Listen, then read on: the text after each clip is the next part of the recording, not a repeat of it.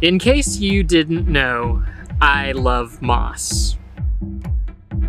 Moss is pretty incredible. For the past year or so, I've taken a really big interest in moss. I love the aesthetic, I love the way it makes everything look furry. I love the way that moss is evolutionarily kind of halfway in between algae and land plants. And I think word's gotten around about how much I like moss because for my birthday this year, this was one of the cards I got. So the first thing that got me interested in moss was wondering about its capacity to capture carbon. Turns out it has some pretty cool features when it comes to that. We'll get into that. But that just led to me discovering and appreciating the whole role moss plays in a given ecosystem. As it turns out, moss is just really underappreciated.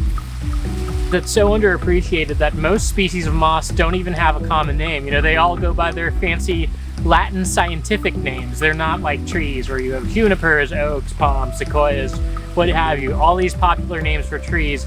Either people are really looking into moss as scientists and researchers, or there's something we just kind of pass by.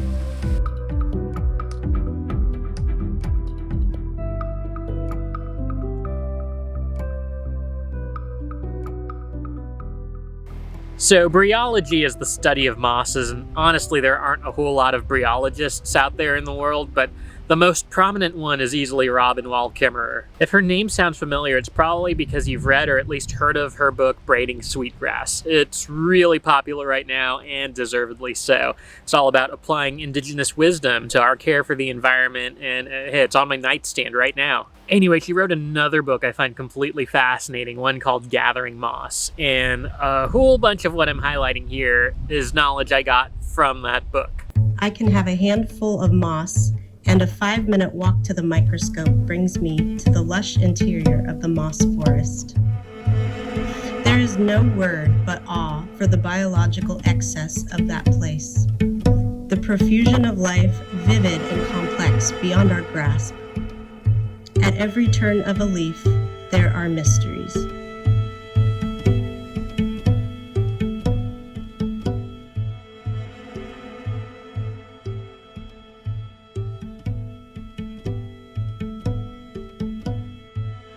This obsession with moss has led me to a place that would be a dream visit for anyone who shares this fondness. The Hoh Rainforest.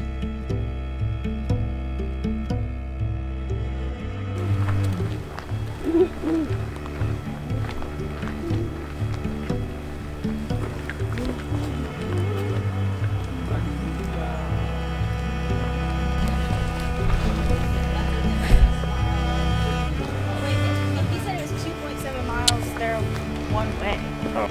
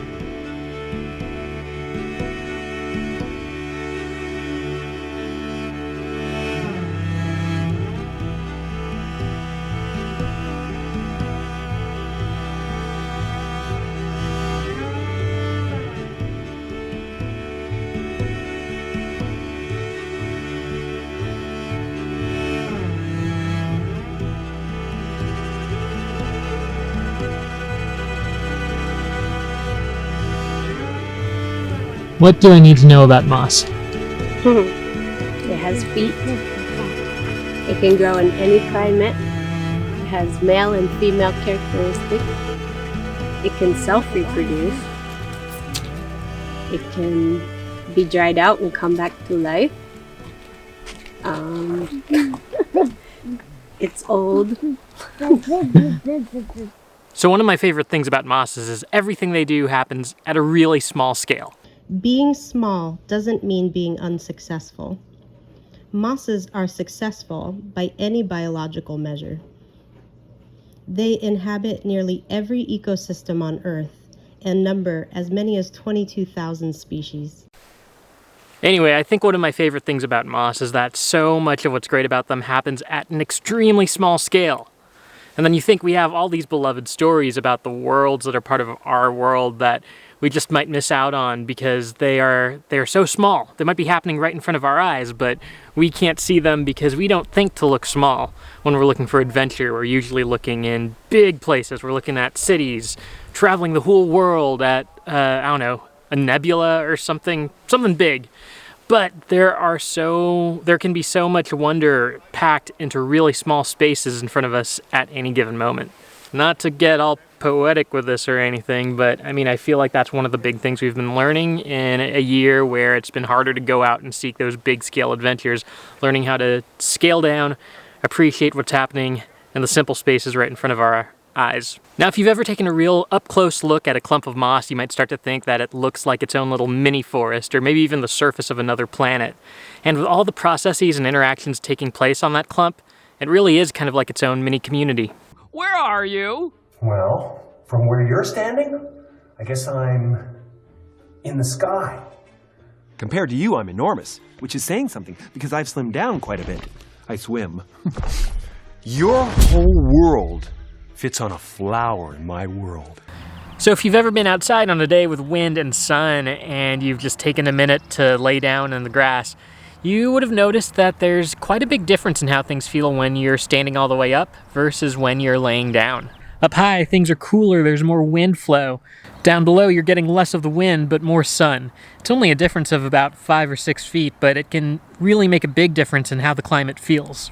So when you see moss growing in their preferred spots, dark corners, the sides of trees and logs, on the crags of rocks, it's actually taking advantage of these really slight differences that end up being pretty big when you're down at the size scale of a moss. And it thrives in these spaces. So moss definitely has preferences about where it likes to grow. Right on the rough edge of a tree, underneath a rock in a dark space. Basically anywhere where there's coolness and moisture and a rough, bumpy texture is a sweet spot.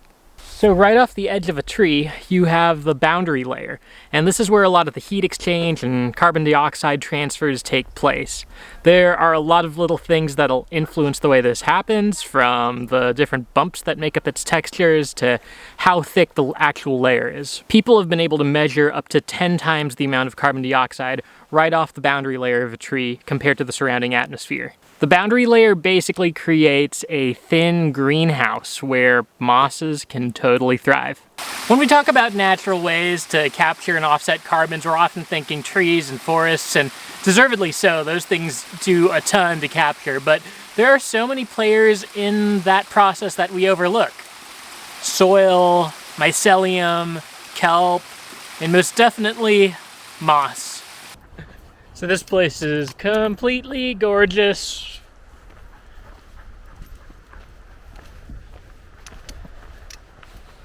As you might expect from being surrounded by a ton of trees like this, the air in here feels like the best air anyone could possibly breathe.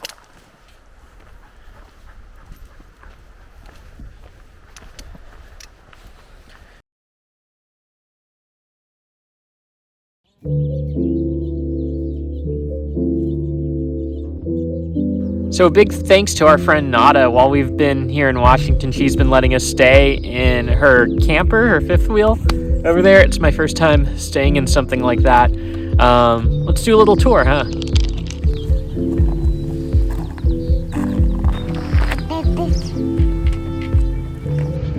Here we go.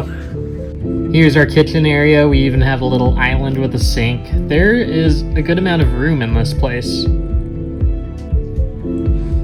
So I'm pretty fond of this living room area. It looks and feels like a living room. Check that. This was actually my first time spending the night in a RV camper situation like this. Pretty fun. All right, so here's gonna be the spot where we're sleeping. And now these are our sleeping quarters.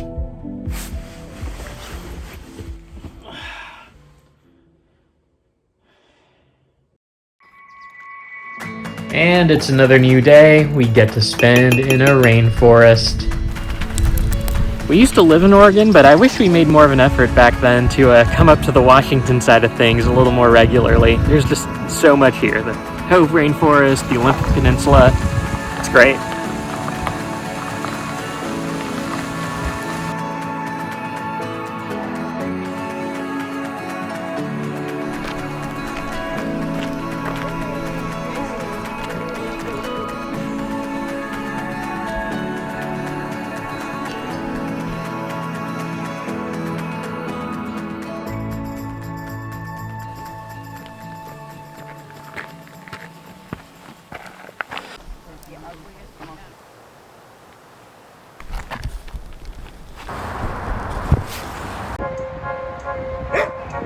Okay, so I'm in downtown Seattle right now, pretty much the center of the city, and of course you can find lots of moss here too. That's what's great about moss, is no matter what the setting, no matter what the ecosystem, it's gonna find its way to survive.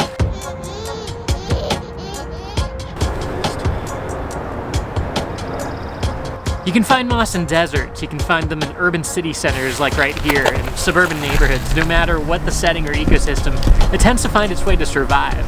I've always been attracted to stories of people who can figure out how to fight for survival against some pretty ridiculous circumstances, so it's kind of not really a surprise that that sensibility translates to what I find interesting in plant life as well. In order for moss to survive, it pretty much needs two things: light and water, but it's really amazing how much it can do with just a little bit. So mosses don't have the vascular systems that trees, shrubs, or grasses do. Instead, they rely on their leaves and structures in order to collect and trap water, since they can't draw up groundwater. What you see in their structure are a lot of small spaces that are perfect for trapping and holding in water. So moss cells are designed in a way that lets them hold in as much water as possible, and their water retention is actually really impressive. Mosses are almost immune to being dehydrated. We have cases where mosses have gone dehydrated for 40+ years, have gotten 98% of the way dehydrated, and were able to regenerate and get fully back up to health. These are resilient plants. The mutuality of moss and water.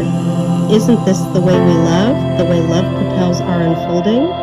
We are shaped by our affinity for love, expanded by its presence, and shrunken by its lack.